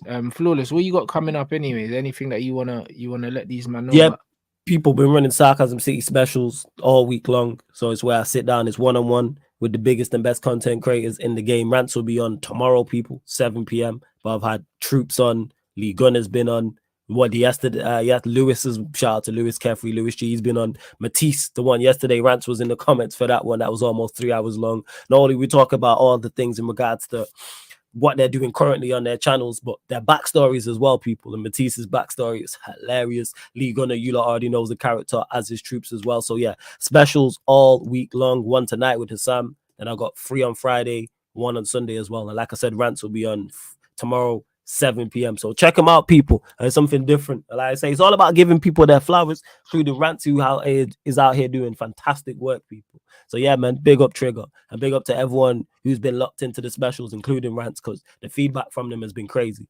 So yeah, that's what I got coming up all week long. Love that. So yeah, big up everyone inside, man. Make sure you subscribe to Flawless's channel. I'll be on there tomorrow.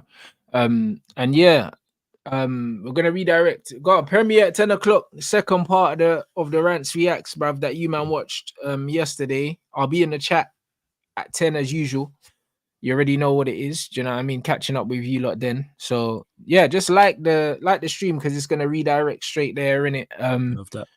And yeah, bro, obviously the likes will just help push it up in the algorithm. And then I'll see you guys in the chat at 10 p.m. people. Big up. Big up.